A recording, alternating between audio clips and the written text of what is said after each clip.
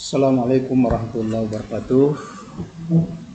Nanda sekalian, alhamdulillah kita bertemu kembali dalam kuliah agribisnis syariah. Kali ini saya yang memberikan kuliah melalui channel YouTube ini, berhubung karena tadi ada masalah gangguan jaringan sehingga kita tidak sempat melakukan kuliah secara online. Oleh karena itu pada kesempatan ini saya mengirimkan video perkuliahan. Mohon dicatat, kemudian nanti catatannya insyaallah di-upload nanti di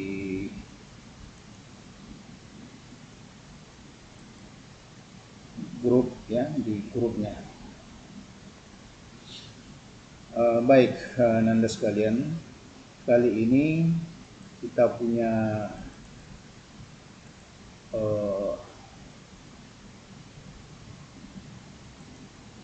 insyaallah kita punya materi adalah menyangkut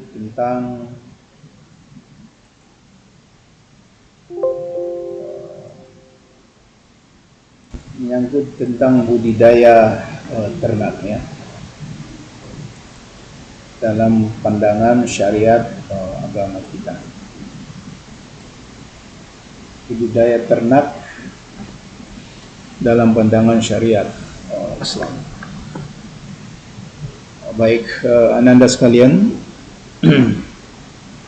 budidaya ternak ini adalah salah satu kegiatan yang dilakukan oleh manusia bahkan sejak dulu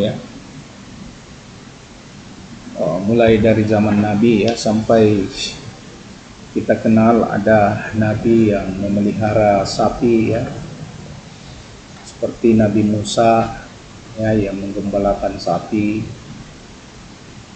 Begitu pula Nabi kita Muhammad SAW juga menggembalakan ternak, yaitu kambing.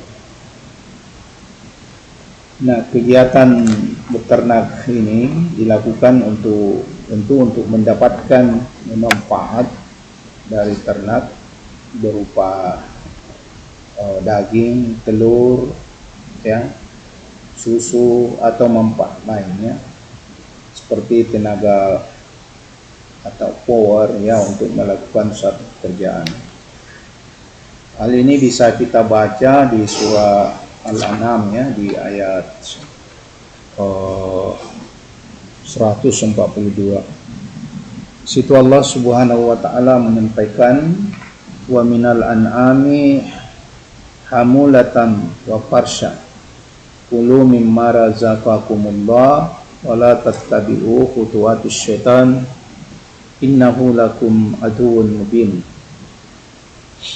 Dan di antara hewan ternak itu ada yang dijadikan untuk pengangkutan dan ada untuk disembelih. Makanlah dan dari rezeki yang telah diberikan Allah kepadamu, dan janganlah kamu mengikuti langkah-langkah syaitan. Sesungguhnya syaitan itu musuh yang nyata bagimu.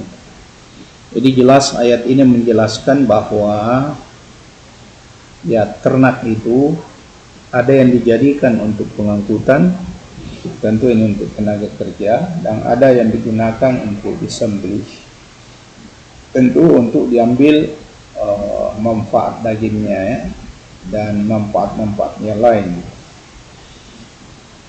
Begitu pula ada ternak atau hewan yang diambil manfaat berupa bulu dan itu dijelaskan oleh Allah di dalam Al-Quran, terutama di surah An-Nahl di ayat 5. Allah Subhanahu wa ta'ala berfirman, wal an'ama khalaqaha lakum fiha difhun wa manafi'u wa minha ta'kulun.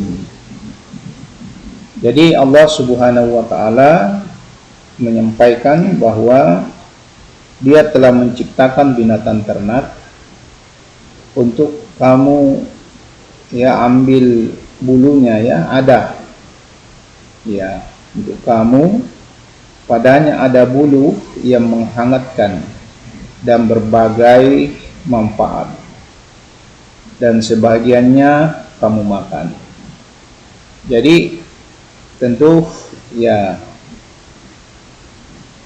ternak yang menghasilkan bulu di sini, ya ada ternak kecil, ya dari jenis ternak kecil, terutama dari domba, dari domba, dari beri-beri, ya.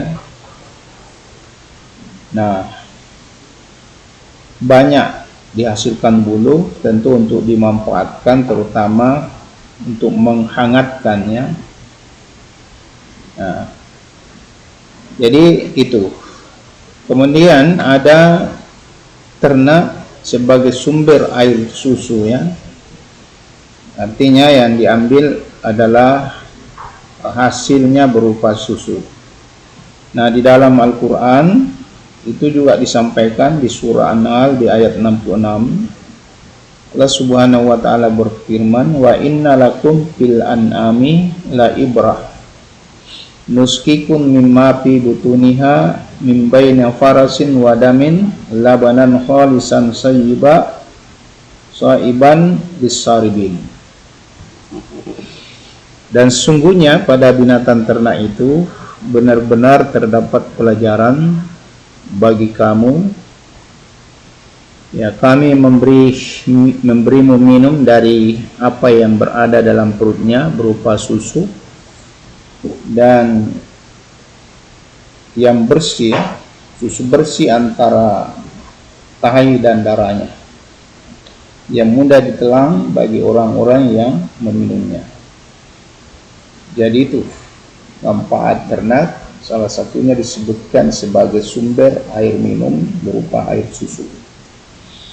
Nah, termasuk ternak itu ada yang dimanfaatkan kulit, ya, dari binatang ternak yang telah, dan ini juga disampaikan Allah, ya, di surah An-Nahl di ayat 80. Wallahu ja'ala lakum min buyutikum sakanan wa ja'ala lakum min juludil an'ami buyutan tastakhfifunaha yauma du'amikum wa yauma ikamatikum wa min aswafiha wa awbariha wa as'ariha asasa wa mata'an ilahi.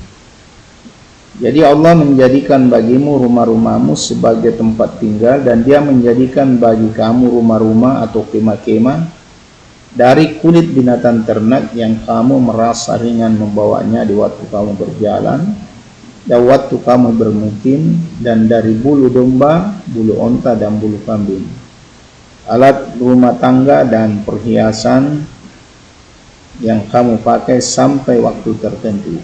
Jadi ayat ini menjelaskan betapa banyak fungsi dari hasil yang dihasilkan dari ternak itu. Ya, salah satunya adalah kulit yang bisa dimanfaatkan untuk kemah-kemah, ya, tempat tinggal. Ya, bahkan ya disebutkan lagi kembali, ya, dari bulu domba, bulu onta, dan bulu kambing itu digunakan untuk untuk kebutuhan, ya, terutama menutupi bagian-bagian tubuh, terutama untuk menahan diri dari kedinginan. Jadi ternak sebagai kendaraan juga itu disebutkan, ya, mengangkut manusia dari satu tempat ke tempat yang lain. Itu diterangkan Allah di dalam Al-Quran di surah Al-Ghafir ayat 79. Situ Allah Subhanahu wa taala berfirman, Allahul ladzi ja'ala lakumul an'am litarkabu minha wa minha ta'kulun. Jadi Allah yang menjadikan hewan ternak untukmu, sebagian untuk kamu kendarai dan sebagian lagi kamu makan. Nah, jadi budidaya ternak ini tentu telah dilakukan oleh umat manusia, bahkan termasuk para nabi dan rasul, itu telah melakukan ya budidaya ternak. Misalnya Nabi Yakub ya yang diceritakan dalam Al-Quran itu memiliki ternak ya yang dipelihara oleh anak-anak perempuannya ya, sebagaimana dijelaskan dalam Al-Quran di surah Al-Qasas di ayat 24. Rasulullah juga, Nabi kita Muhammad SAW bahkan sejak kecil itu telah ikut membudidayakan ternak kambing. Jadi beliau menjaga ternak kambing peliharaan orang Arab Quraisy. Ya, jadi sesungguhnya Anda sekalian, memelihara kambing ini bukan hanya sekedar untuk kegiatan ekonomi ya. Akan tetapi di sana ada hikmah yang mengajarkan banyak hal kepada manusia seperti kesabaran ya, ketelatenan dan kasih sayang terhadap makhluk. Nah, kita mulai dengan budidaya ternak unggas ya. Untuk budidaya ternak unggas ini Anda sekalian ya, ini kan ternak unggas ada beberapa jenisnya, diantaranya ada ternak ayam, ada ternak itik ya. Bahkan ternak ayam ini sendiri terdiri atas ayam ras dan bukan ras ya. Ayam ras ini juga terdiri atas beberapa tipe, ada tipe daging, ada tipe petelur. Nah, pada kesempatan ini saya akan menguraikan tentang ayam ras bertelur ya. Mulai dari penyiapan kandangnya, pemeliharaan starternya, pemeliharaan masa grower dan pemeliharaan masa layar. Nah, kita mulai dengan persiapan kandangnya. Kandang ini sekalian ada digunakan 3 jenis, yaitu ada namanya kandang starter, ada kandang grower, dan ada kandang layer. Nah, sebelum pemeliharaan dimulai pada masa starter, dilakukan ya persiapan kandangnya, misalnya memasang liter, pemasangan brooder house dan pemanas ya, serta memasangi tirai dinding dan listrik. Nah, untuk pemasangan liter ini, nah liter ini sesungguhnya adalah alas kandang ya, yang dipasang pada kandang starter dan kandang grower ya. Digunakan bahannya itu dapat digunakan dari dedak kasar ya, dedak apakah itu, sekam ya, sekam padi. Bisa juga dari serbuk gergaji, kira-kira tebalnya itu kurang lebih 15 cm.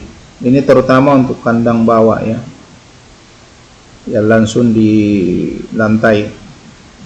Nah, pemasangan liter ini dimaksudkan tentu untuk memberi kehangatan kepada ayam yang berumur starter dan untuk mengurangi kelembaban akibat air minum yang terbuang dan feses yang basah. Yang kedua yang dilakukan adalah pemasangan brooder house ya.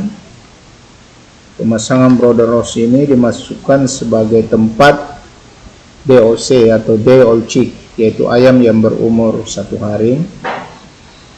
Itu ditempatkan di brooder house ya. Brooder house berupa tempat untuk memberi kehangatan pada ayam yang baru tiba ya, pengganti indukan atau ya, untuk memberi kehangatan pengganti induk. Biasanya dibuat dari semplat yang dipasang berbentuk lingkaran ya, yang dilengkapi dengan penerangan dan pemanas ya, untuk membatasi pergerakan DLC sekaligus tentu untuk memberi kehangatan kepada anak ayam. Nah, di samping itu ada dipasangi pemanas ya. Pemanas ini dipasang di tengah brooder house ya, untuk memberi kehangatan kepada DOC yang belum memiliki bulu yang tebal. Kemudian ada pemasangan tirai ya. Pemasangan tirai ini dilakukan pada dinding kandang starter. Tentu dimaksudkan untuk menghindari adanya udara yang langsung masuk ke kandang ayam starter yang dapat mempengaruhi udara dalam kandang. Nah, tirai ini dapat digulung jika suhu kandang tinggi dan diturunkan jika suhu dalam keadaan dingin di malam hari misalnya ya. Nah, tirai ini bisa terbuat dari plastik atau terpal. Tentu ini dipakai pada kandang yang terbuka ya, bukan kandang close tertutup. Kemudian di samping itu dipasangi penerangan ya, penerangan. Jadi pemasangan penerangan ini dilakukan untuk memberikan cahaya kepada DOC agar dapat aktif ya untuk makan dan minum ya, terutama di malam hari ya. Jadi penerangan yang digunakan ini biasanya dari bohlang ya, dari balon listrik. Sesuai dengan kebutuhan ya, minimal ya 1 buah dalam 1 brooder house. Nah, kemudian pemeliharaan masa starter. Masa starter ayam petelur ini umurnya itu mulai dari 1 hari sampai umur 4 bulan. Nah, pada masa pemeliharaan ini ada beberapa yang dilakukan ya, misalnya melakukan vaksin, pemberian vitamin, mengatur suhu brooder house dan suhu kandang ya, termasuk pemberian makanan dan minuman ya. Jenis makanan yang diberikan tentu masih makanan starter berupa butiran. Kemudian ada pemeliharaan masa grower yang berumur antara umur 4 bulan sampai 6 bulan. Nah, selanjutnya ayam yang dari kandang starter itu dipindahkan ke kandang grower ya. Nah, pada masa grower ini pemeliharaan dilakukan dengan cara memberikan makannya sama pemberian minum setiap hari dan pemberian vitamin dan vaksin ya, sesuai dengan program vaksinasi. Pemberian pakan dan air minum secara al-libitum artinya tidak terbatas ya. Jadi pemberian pakan dan air minum itu tidak dibatasi ya. Biasanya kalau sudah grower itu bentuk makanannya berupa mas ya, mos, atau sudah di mix ya antara konsentrat, jagung dan dedak yang sudah ditentukan komposisinya. Kemudian pemeliharaan masa starter, masa layar. Jadi ayam yang sudah memasuki masa layar, yaitu ayam yang sudah berumur 6 sampai 8 bulan, itu dipindahkan ke kotak baterai ya. Kotak baterai. Nah, kotak baterai ini yang berbentuk kotak-kotak itu ya. Biasanya berisi 1 sampai 2 ekor di dalamnya. Nah, pemberian pakan dan minum juga sama ya, masa grower diberikan setiap hari dengan memperhatikan sanitasi tempat air minum dan tempat pakan. Nah, pakai yang diberikan dalam bentuk mos yang sudah dicampur antara konsentrat, jagung, dedak halus ya. Nah, kemudian ya pada masa ini disebut masa layar, yaitu masa di mana ayam sudah mulai bertelur. Nah, pemanenan telurnya biasanya dilakukan setiap hari. Nah, itu ya menyangkut tentang budidaya dalam agribisnis syariah ini. Kita ambil satu contoh aja, yaitu tentang budidaya ternak ayam, dalam hari ini ayam petelur. Saya kira cukup ya, nanti insya Allah kita lanjutkan lagi pada waktu perkuliahan berikut. Saya akhiri. Assalamualaikum warahmatullahi wabarakatuh.